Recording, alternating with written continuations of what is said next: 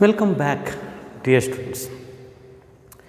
In my last hour of teaching, we learnt about the operon, the organic evolution given by the Operon and Haldane. There is a chemical evolution, how the organisms or the life is originated in the prebiotic earth from the non-living things. This is called the chemical evolution, and Operon wrote a book called as The Origin of Life. They proposed a theory how the life is originated in the prebiotic earth. They mentioned that the prebiotic earth, it is reducing one, the atmosphere is a reducing one, there is no pre-molecular oxygen is present, and there were only 4 gases were there during early atmosphere. Those are the methane, ammonia, hydrogen and water in the vaporized form. He said that the temperature of the earth crust was too high. So, whenever it is raining, due to the heat present on the earth crust, the water droplets, when they fell down on the crust of the earth, immediately they get evaporated and they form the water in the vaporized form. This he mentioned, and like that after several millions of the years, how this the water get holded, because the temperature of the earth crust was cooled down, it is having the capacity to hold the water droplets. They aggregate it to form streams, the streams into rivers, and the water is moving towards the down areas, and the primitive ocean was formed. So, this primitive ocean, so that water, the rivers brought along with them the minerals and salts to the primitive ocean. It acted as a soup. There was no ozone layer, the continuous lightning was occurring, the volcanic eruptions are occurring, the continuous thundering is occurring, and the geothermal heat. They all act as energy for the collisions of the minerals which are present and the gases, leading to the formation of simple organic matter. These simple organic molecules later they aggregated to form, or they combined with themselves to form the macromolecule, and like that the unicellular organisms are developed. The primitive cell like structures are formed, those are called as a coacervate or the microspheres. From these the primitive cell like structures, they converted into the cells, and the primitive organisms were developed. So, first organisms were the heterotrophic bacteria. The theory, the chemical evolution of life, is proposed by both Operon and Haldane. Later, the theory was taken into consideration, but the theory is accepted when the Stanley Miller is a student of Howard Urey. He is a PhD student of Howard Urey, did one experiment called as the spark chamber experiment. The theory is fully accepted. The Operon chemical evolution theory is fully accepted when the Stanley Miller is the student, the PhD student of the Howard Urey. He did one experiment called as the spark chamber experiment in the University of Chicago. What he did? See, Operon mentioned that the early atmosphere was reducing one, and it contained only the 4 gases. Those are the methane, ammonia, hydrogen and water. He constructed one experimental setup where he used the spark chamber and also the water in boiling form. So, he connected this, the setup is done where he introduced the gases like the methane, ammonia, hydrogen in the ratio of 1:2:2 in the spark chamber, where I mentioned that the early atmosphere consists of the water in the vaporized form and there is a heat is high. So, the early atmosphere having only 4 gases, the methane, ammonia, hydrogen and water in the form of vapor. So, he introduced methane, ammonia and hydrogen in the proportion 1:2:2 in the spark chamber and he added the water in the vapor form into the spark chamber. So, he took the water into the flask where it is heated up, it is boiled up, so that the temperature of the flask was 800 degrees Celsius. So, water get vaporized, it move up and when it enters into the spark chamber. So, I mentioned, see, this is nothing but it is simulating the ocean of the boiling water, simulating the primitive ocean. So, when the water vapors is coming to the spark chamber, he added or he introduced 2 electrodes into the spark chamber. When the water vapors or the steam enter the spark chamber, the electrodes start coalescing. It indicating the electrodes are nothing but it simulating the lightning or the thundering occur in the prebiotic atmosphere. He created the he created the prebiotic atmosphere in his experimental setup. When this sparking occur, when it is simulating the lightning of the prebiotic atmosphere, when the electrodes are hitting the spark occur. In this spark, the when streams is mixed with the gases, there is continuous collision occur. This come down, cool down, condenser, it passes to the condenser because the condenser and the steam or the liquid then passes to the trap. Then later on it is joined to the same flask where the water is heating up. So, this experiment was kept for several days. After several days, when he opened up the trap, he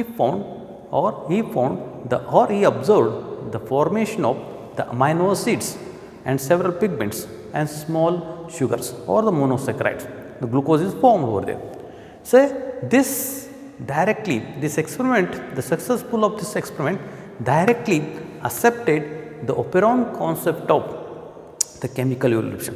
Later on, there several scientists did the similar experiment. Some uses the hydrogen cyanide into the spark chamber.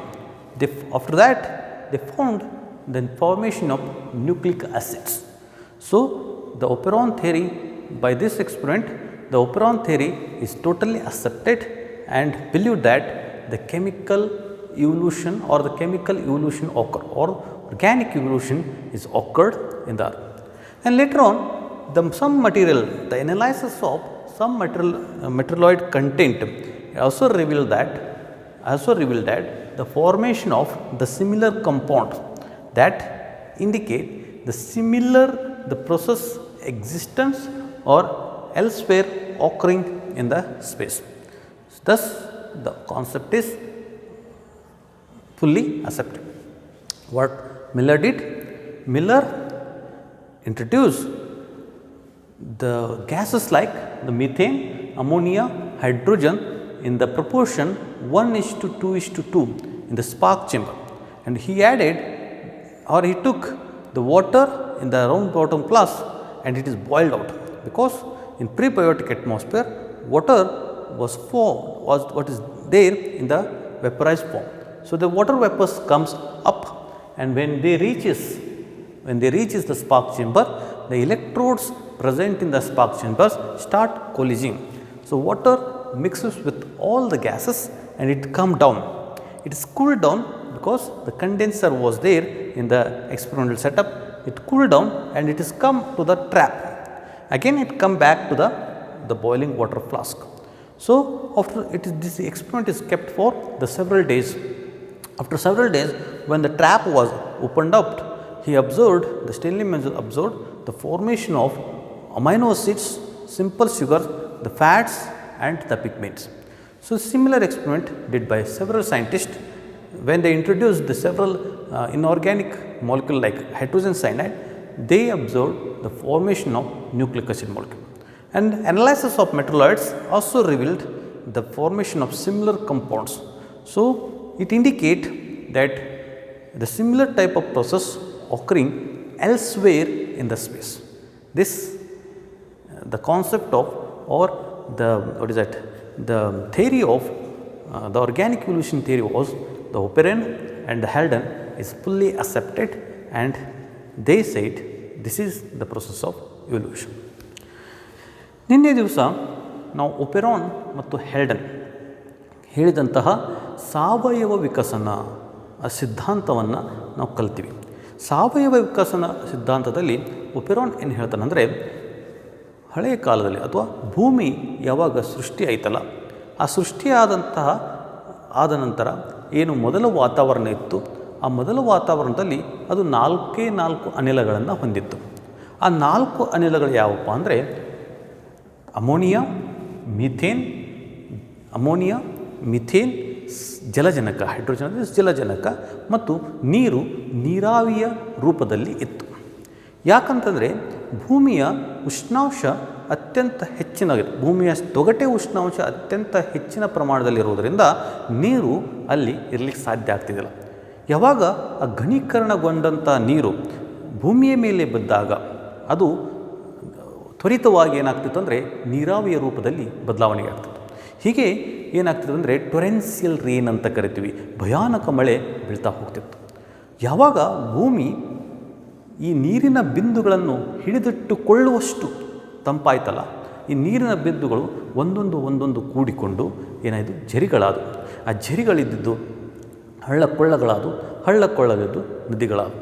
ಮತ್ತು ಈ ನೀರು ಏನು ಮಾಡ್ತಾಯಿದೆ ಅಂದರೆ ತಗ್ಗು ಪ್ರದೇಶಕ್ಕೆ ಹೋಗ್ಲಿಕ್ಕೆ ಶುರುವಾಯಿತು. ಹೀಗೆ ಮೊದಲ ಸಾಗರ ನಿರ್ಮಾಣ ಆಯಿತು. ಪ್ರಿಮಿಟಿವ್ ಅಟ್ಮಾಸ್ಫಿಯರ್ ಅಂತ ಕರಿತೀವಿ, ಪ್ರಿಮಿಟಿವ್ ಓಷಿಯನ್ ಅಂತ ಕರಿತೀವಿ. ಮೊದಲ ಸಾಗರ ಉತ್ಪತ್ತಿ ಆಯಿತು ಅಂತ ಹೇಳ್ತಾರೆ. ಮೊದಲ ಸಾಗರ ಯಾವಾಗ ಉತ್ಪತ್ತಿ ಆಯಿತು ನೋಡಿರಿ, ನೀರು ತನ್ನ ಜೊತೆ ಬರಬೇಕಾದ್ರೆ ಈ ಎಲ್ಲ ಅನಿಲಗಳ ಜೊತೆ ಕೂಡಿಕೊಳ್ತಾ ಇತ್ತು.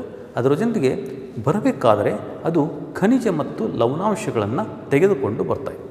ಹೀಗೆ ಬರುವ ಹೊತ್ತಿನಾಗ ಅದೇನಾಯಿತು, ಸಾಗರದ ಜೊತೆ ಕೂಡಿದಾಗ ಅದು ಸೂಪುಗತೆ ರೆಡಿ ಆಯಿತು. ಅಂದರೆ ಅಲ್ಲೆಲ್ಲ ಖನಿಜಗಳು ಮತ್ತು ಲವಣಾಂಶಗಳಿದ್ದು ಮತ್ತು ಎಲ್ಲ ರೀತಿಯ ಅನಿಲಗಳಿದ್ದು, ನೀರಾವಿನಿತ್ತು. ಅದು ಹೆಂಗಿತ್ತಂದರೆ ಬಾಯ್ಲಿಂಗ್ ಅಂದರೆ ಕುದಿಯುತ್ತಿರುವ ನೀರಾಗಿತ್ತು. ಸಾಗರದಲ್ಲಿರುವ ನೀರು ಕುದಿತಾ ಇತ್ತು, ಯಾಕಂದರೆ ಭೂಮಿಯ ಆಳದಲ್ಲಿ ಇನ್ನೂ ಉಷ್ಣಾಂಶ ಇತ್ತು ಅಂತ ಹೇಳ್ತಾರೆ. ಆ ಕಾಲದಲ್ಲಿ ಓಝೋನ್ ಲೇಯರ್ ಇದ್ದಿದ್ದಿಲ್ಲ. ಯು ವಿ ಲೈಟ್ ಅಂದರೆ ಯು ವಿ ಬೆಳಕು ನಿರಂತರವಾಗಿ ಭೂಮಿಯನ್ನು ಅಪ್ಪಳಿಸ್ತಾ ಇತ್ತು. ಜ್ವಾಲಾಮುಖಿ ಸಿಡಿತ ಆಗ್ತಾಯಿತ್ತು. ಆ ಜ್ವಾಲಾಮುಖಿ ಸಿಡಿತ ಏನು ಮಾಡ್ತಂದರೆ ಈ ನೀರಿಗೆ ಖನಿಜಾಂಶಗಳನ್ನು ಸೇರ್ಪಡೆ ಮಾಡ್ತಾಯಿತ್ತು ಮತ್ತು ಗುಡುಗು ಮಿಂಚುಗಳು ಹೊಡಿತಾಯಿತ್ತು. ಹೀಗೆ ಹೊಡಿತಾ ಏನಾಯ್ತಂದರೆ ಈ ನೀರಿನಲ್ಲಿರುವಂಥ ಬಿಸಿ ಮತ್ತು ಜಿಯೋಥರ್ಮಲ್ ಹೀಟ್ ಅಂತ ಕರಿತೀವಿ, ಭೂಮಿಯ ಆಳದಲ್ಲಿರುವಂಥ ಬಿಸಿ, ಈ ಎಲ್ಲ ಪ್ರಕ್ರಿಯೆಗಳು, ಸಿಡಿಲು, ಮಿಂಚುಗಳು ಮತ್ತು ಯು ವಿ ಲೈಟ್, ಈ ಎಲ್ಲ ಪ್ರಕ್ರಿಯೆಗಳು ಏನು ಮಾಡಿದ್ವು ಅಂದರೆ ಶಕ್ತಿಯ ಕೇಂದ್ರಗಳಾದವು. ಈ ಎಲ್ಲ ಪ್ರಕ್ರಿಯೆಗಳಿಂದ ಏನಾಯ್ತಂದರೆ ಈ ಅನಿಲಗಳ ನಡುವೆ ಕೊಲಿಜನ್, ಸಂಘರ್ಷ ಉತ್ಪತ್ತಿ ಆಯಿತು. ಅಂದರೆ ಒಂದಕ್ಕೊಂದು ಡಿಕ್ಕಿ ಹೊಡಲಿಕ್ಕೆ ಶುರು ಮಾಡಿದ್ವು. ಈ ಡಿಕ್ಕಿ ಹೊಡೆಯುವತ್ನಾಗ ಏನಾಯ್ತಂದರೆ ಅವು ಕೂಡಿಕೊಂಡು ಸಿಂಪಲ್ ಅಂದರೆ ಕಡಿಮೆ ಪ್ರಮಾಣದ ಅಂದರೆ ಚಿಕ್ಕ ಸಾವಯವ ವಸ್ತುಗಳಾದವು. ಆರ್ಗ್ಯಾನಿಕ್ ಮಾಲಿಕ್ಯೂಲ್ಸ್ ಅಂತ ಕರಿತೀವಿ, ಸಾವಯವ ವಸ್ತುಗಳಾದವು. ಅವು ಯಾವಪ್ಪ ಅಂದರೆ ಶರ್ಕರ ಪಿಷ್ಟಗಳು ಅಥವಾ ಅಮೈನೋ ಆಸಿಡ್ಸ್ಗಳು, ಹೀಗೆ ಅವು ಬದಲಾವಣೆಗೊಂಡು ಅಂತ ಹೇಳ್ತಾರೆ. ಆ ಬದಲಾವಣೆಗೊಂಡಂಥವು ಮತ್ತೆ ಅವು ಕೂಡಿಕೊಂಡೇನದು ಮ್ಯಾಕ್ರೋ ಮಾಲಿಕ್ಯೂಲ್ಸ್ ಅಂತ, ಅಂದರೆ ದೊಡ್ಡ ವಸ್ತುಗಳದು, ಸಾವಯವ ವಸ್ತುಗಳದು. ಆ ವಸ್ತುಗಳು ಕೂಡಿಕೊಂಡೇನಾದರೆ ಪ್ರಿಮಿಟಿವ್ ಸೆಲ್ ಅಂದರೆ ಜೀವಕೋಶ, ಪ್ರಥಮ ಜೀವಕೋಶದಂತಹ ಕೋಶಭಿತ್ತಿಗಳದು, ಅಂದರೆ ಅವುಗಳು ಉತ್ಪತ್ತಿ ಅದು. ಕೊಯಾಸರ್ವೇಟ್, ಮೈಕ್ರೋಸ್ಪಿಯರ್ಸ್ ಅಂತ ಕರೀತಾರೆ. ಅದರ ನಂತರ ಜೀವಕೋಶಗಳದು. ಆ ಜೀವಕೋಶಗಳಿಂದ ಏನಾಯಿತು, ಜೀವಿಗಳು ಸೃಷ್ಟಿಯಾಯಿತು. ಪ್ರಥಮವಾದ ಬ್ಯಾಕ್ಟೀರಿಯಾಗಳು ಉದ್ಭವವಾದವು ಅಂಥೇಳಿ ಯಾರು ಹೇಳ್ತಾರೆ, ಒಪೆರಾನ್ ಮತ್ತು ಹೆಲ್ಡನ್ ಹೇಳ್ತಾರೆ. ಈ ಥಿಯರಿಯನ್ನು ಅವರು ತೆಗೆದುಕೊಂಡರು. ಆದರೆ ಈ ಥಿಯರಿಯನ್ನು ಅಪ್ಪಿಕೊಂಡಿದ್ದು ಯಾವಾಗಪ್ಪ ಅಂತಂದರೆ, ಈ ಥಿಯರಿನೇ ಈ ಏನು ಪ್ರಮೇಯ ಅಥವಾ ಸಿದ್ಧಾಂತವನ್ನು ಒಪೆರಾನ್ ಮತ್ತು ಹೆಲ್ಡನ್ ಹೇಳಿದಾರಲ್ಲ, ಈ ಒಪೆರಾನ್ ಮತ್ತು ಹೆಲ್ಡನ್ ಹೇಳಿದಂತಹ ಈ ಪ್ರಮೇಯ ಅಥವಾ ಸಿದ್ಧಾಂತವನ್ನು ಯಾವಾಗ ಗಣನೆಗೆ ತೆಗೆದುಕೊಳ್ಳಲಾಯಿತು, ಯಾವಾಗ ಇದೇ ಸಿದ್ಧಾಂತ ನಿಜ ಅಂತ ತಿಳ್ಕೊಳ್ಳೋದಾಯ್ತಂದರೆ ಯಾವಾಗ ಸ್ಟೆನ್ಲಿ ಮಿಲ್ಲರ್ ಅನ್ನುವಂತಹ ಒಬ್ಬ ವಿದ್ಯಾರ್ಥಿ, PhD ವಿದ್ಯಾರ್ಥಿ, ಸಂಶೋಧನಾ ವಿದ್ಯಾರ್ಥಿ ಅಂತ ಕರಿತೀವಿ, ಅವನು ಎಲ್ಲಿ ಅಂತಂದರೆ ಹೆವಾರ್ಡ್ ಯೂರಿ ಅನ್ನುವಂತಹ ಒಬ್ಬ ವಿಜ್ಞಾನಿಯ ಕೆಳಗಡೆ, ಒಬ್ಬ ಪ್ರೊಫೆಸರ್ ಕೆಳಗಡೆ ಕೆಲಸ ಮಾಡ್ತಿದ್ದ. ಅವನು ಒಂದು ಎಕ್ಸ್ಪರಿಮೆಂಟಲ್ ಸೆಟಪ್ ಮಾಡ್ತಾನೆ, ಒಂದು ಪ್ರಯೋಗದ ಏನು ಮಾಡ್ತಾನೆ ಸೆಟ್ ಮಾಡ್ತಾನೆ. ಅದಕ್ಕೆ ನಾವೇನು ಕರಿತೀವಿ ಸ್ಪಾರ್ಕ್ ಚೇಂಬರ್ ಎಕ್ಸ್ಪರಿಮೆಂಟ್ ಅಂತ ಕರಿತೀವಿ. ಇದನ್ನು ಎಲ್ಲಿ ಮಾಡ್ತಾರೆ ಅಂದರೆ ಯೂನಿವರ್ಸಿಟಿ ಆಫ್ ಚಿಕಾಗೋದಲ್ಲಿರುವಂಥ ಒಂದು ಯೂನಿವರ್ಸಿಟಿ ಒಳಗೆ ಈ ಸೆಟಪ್ಪನ್ನು ಮಾಡ್ತಾನೆ. ಅವನೇನು ಮಾಡ್ತಾನಂದರೆ ಈ ಪ್ರೀಬಯೋಟಿಕ್ ಅಂತ ಕರಿತೀವಿ, ಅಂದರೆ ಭೂಮಿಯ ಮೊದಲ ವಾತಾವರಣವನ್ನು ತನ್ನ ಪ್ರಯೋಗಾಲಯದಲ್ಲಿ ಸೃಷ್ಟಿ ಮಾಡಲಿಕ್ಕೆ ಪ್ರಯತ್ನ ಮಾಡ್ತಾನೆ. ಅವಾಗ ಏನು ಮಾಡ್ತಾನೆ, ಒಂದು ಸ್ಪಾರ್ಕ್ ಚೇಂಬರ್ ಒಂದು ಸೆಟಪ್ ಮಾಡ್ತಾನೆ, ಅದಕ್ಕೆ ಸ್ಪಾರ್ಕ್ ಚೇಂಬರ್ ಎಕ್ಸ್ಪರಿಮೆಂಟ್ ಅಂತ ಕರಿತೀವಿ. ಅವನೇನು ಮಾಡ್ತಾನಂತಾರೆ ಒಂದು ಚೇಂಬರನ್ನು ಕ್ರಿಯೇಟ್ ಮಾಡ್ತಾನೆ, ಅದಕ್ಕೆ 2 ಎಲೆಕ್ಟ್ರೋಡನ್ನು ಇಂಟ್ರೊಡಕ್ಷನ್ ಮಾಡ್ತಾನೆ.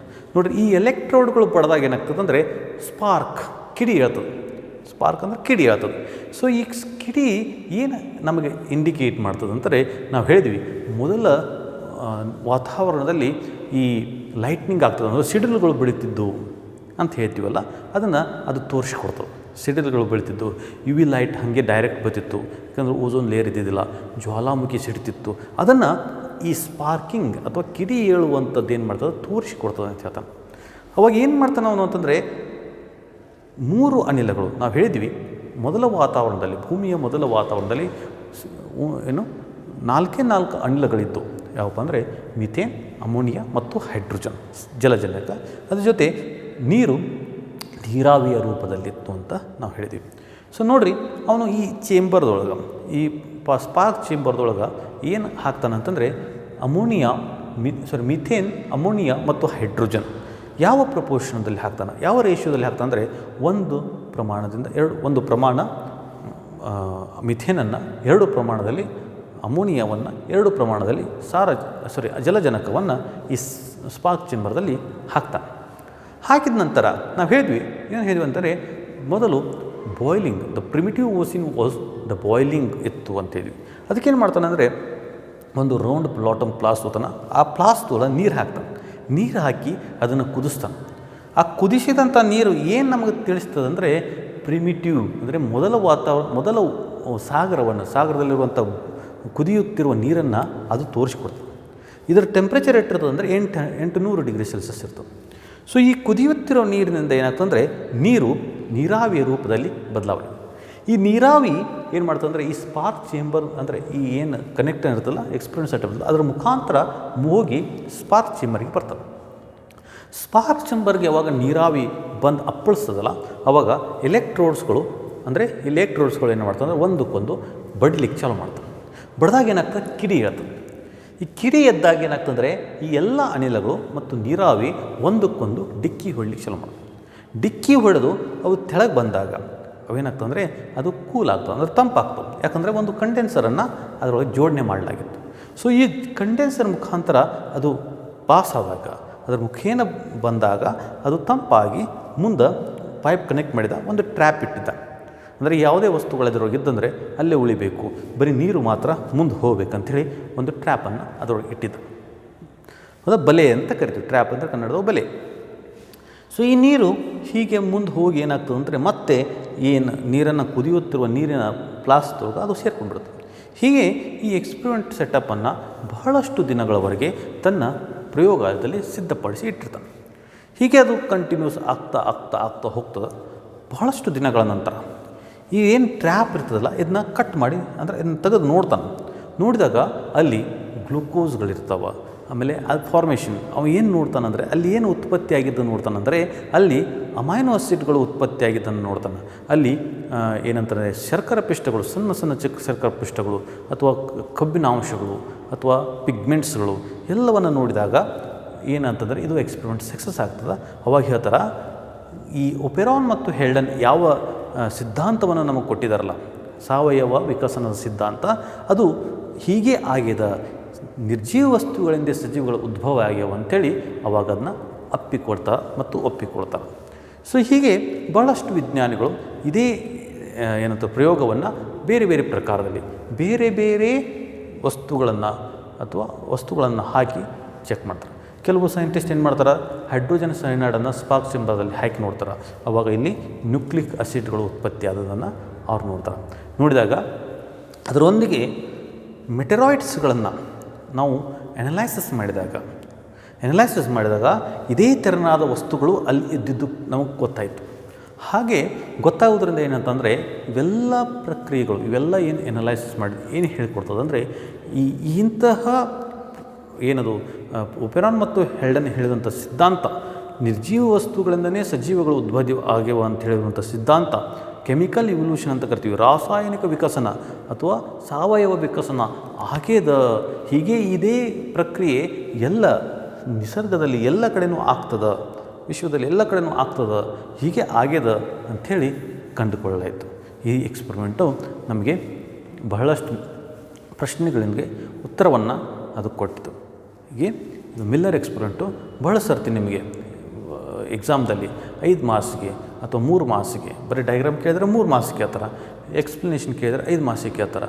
ಹೀಗೆ ಈ ಎಕ್ಸ್ಪರಿಮೆಂಟ್ ನಿಮಗೆ ಬಹಳ ಇಂಪಾರ್ಟೆಂಟ್ ಆಗಿದೆ, ಅಭ್ಯಾಸ ಮಾಡಿರಿ ಅಂತ ಹೇಳ್ತಾ ನಾಳೆಗೆ ಮತ್ತೊಂದು ಈ ಇವಲ್ಯೂಷನಲ್ಲಿ ಮತ್ತೊಂದು ಭಾಗವನ್ನು ನಾವು ಅಧ್ಯಯನ ಮಾಡೋಣ. ಅಲ್ಲಿವರೆಗೆ ಧನ್ಯವಾದ.